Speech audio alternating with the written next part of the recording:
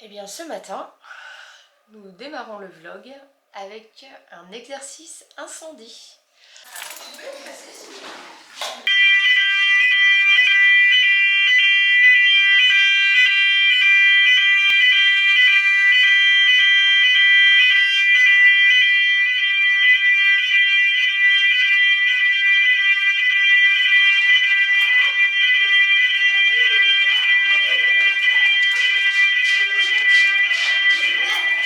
Comme vous le savez, les exercices incendie et anti-attentat sont obligatoires dans nos écoles, dans toutes les écoles de France d'ailleurs.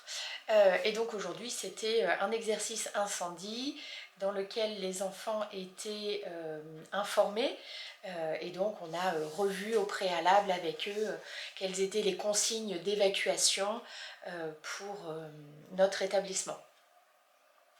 Et ça s'est super bien passé. Ils sont top. Tout le monde est sorti dans le calme. Les enseignantes, dans l'ensemble, ont respecté les consignes. On va débriefer tout à l'heure ensemble sur les points à améliorer. Et le prochain exercice, lui, sera surprise. Il n'y aura pas de prévision anticipée, je dirais. Voilà, donc ça c'est pour l'exercice d'évacuation incendie. Et puis nous avons également les exercices anti-attentat ou intrusion qui se déroulent tout au long de l'année et pour lesquels nous sommes tenus également de mettre en place des protocoles de sécurité avec les enfants.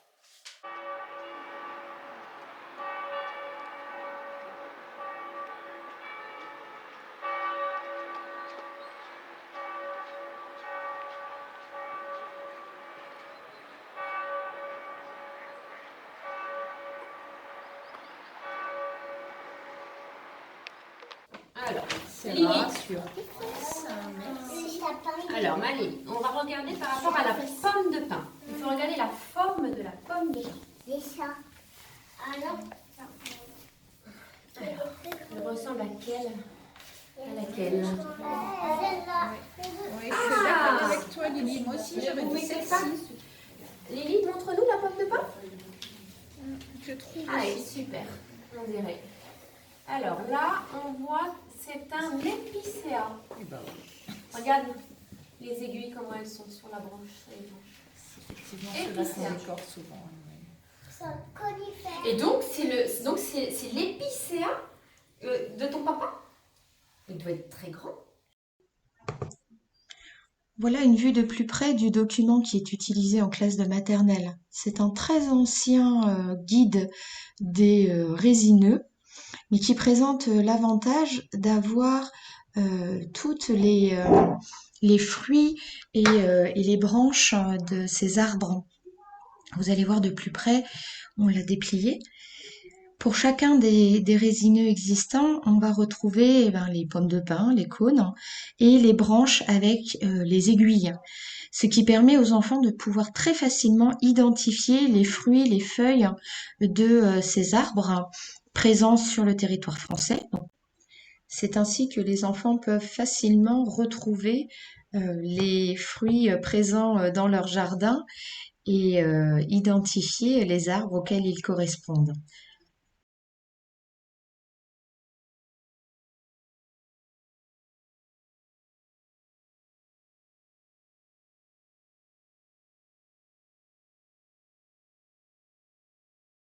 Le brouillard, c'est un nuage qui est tout bas.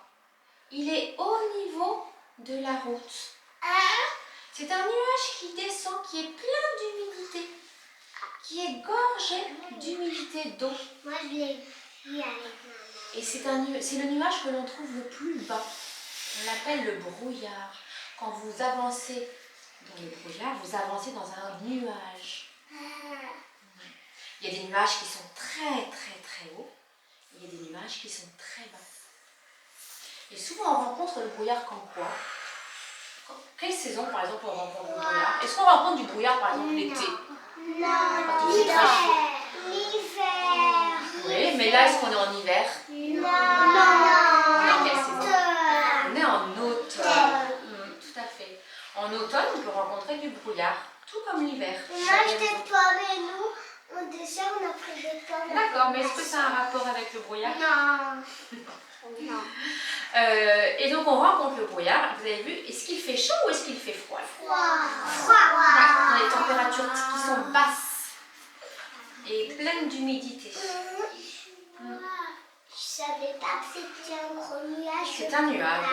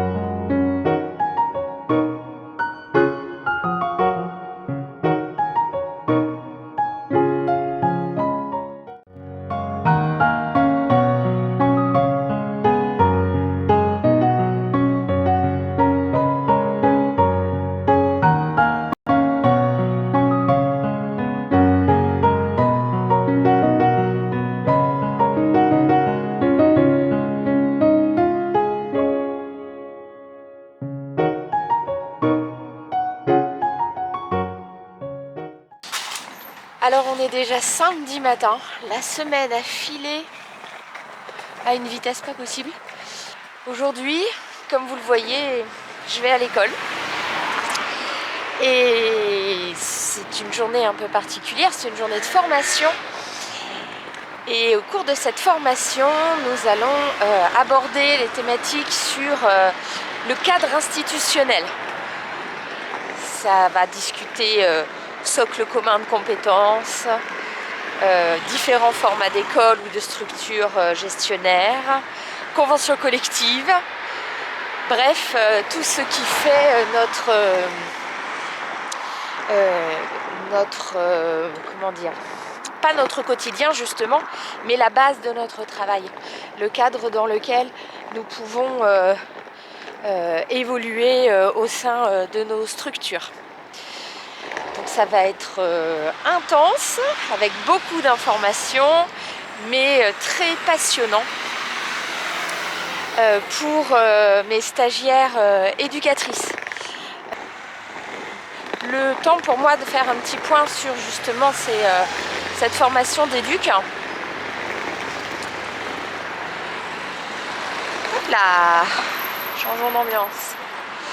Cette formation d'éduc, elle est à destination des personnes qui souvent sont en reconversion professionnelle et souhaitent travailler dans des écoles Montessori.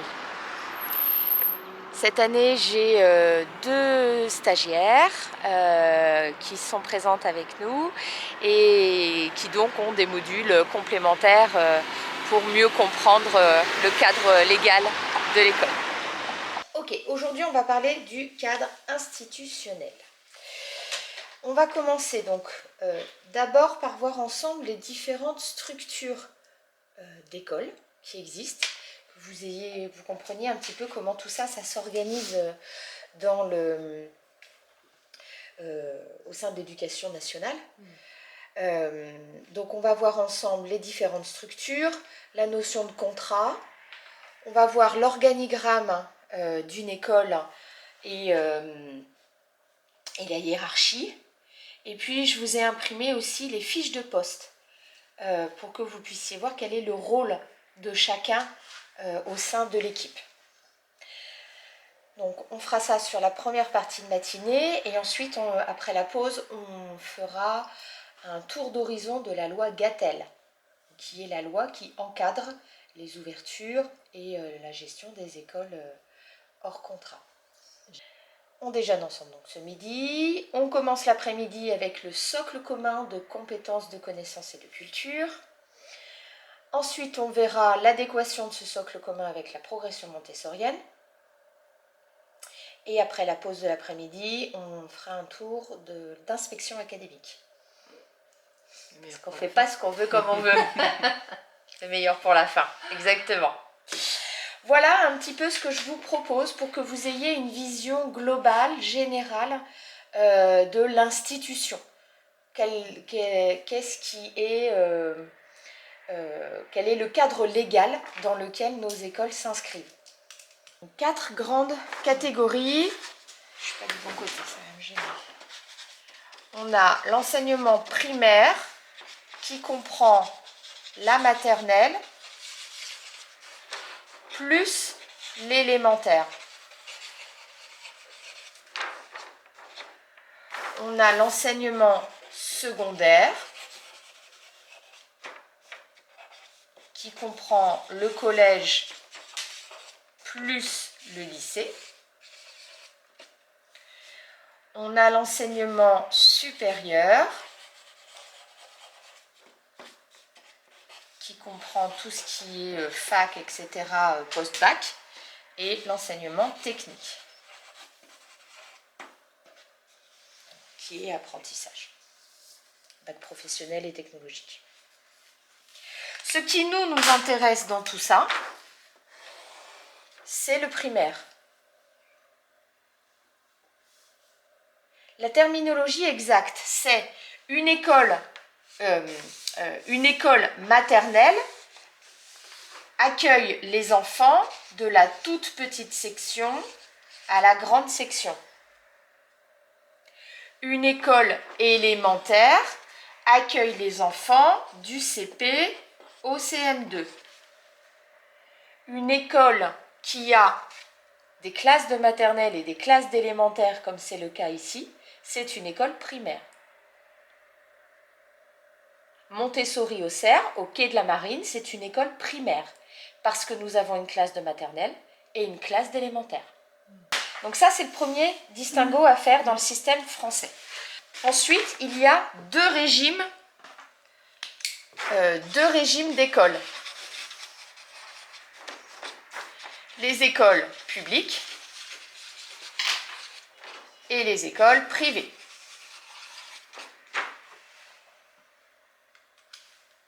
Les écoles publiques sont les écoles créées par l'Éducation nationale, par le gouvernement.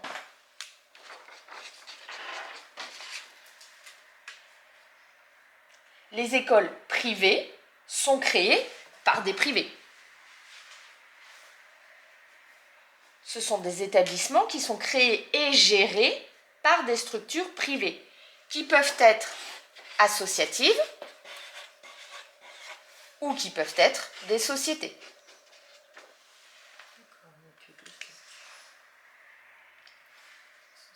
Après, tu peux avoir des statuts de société différents. Ici, c'est une SASU, ça peut être des SAS, ça peut être des EURL, ça peut être, enfin, il peut y avoir plein de statuts de société différentes. D'accord. Même pour une école. Même pour une école, puisque ça, à partir du moment où tu deviens société, tu es entreprise. Donc tu es dans le régime des entreprises. Il peut y avoir autant de statuts d'entreprise qu'il existe en France. La grande majorité des écoles privées qui sont créées, qui existent actuellement, sont associatives. Les sociétés sont en minorité. Toutefois, c'est une tendance qui tend à s'inverser. Il y a de plus en plus d'écoles qui sont créées sous le régime de sociétés.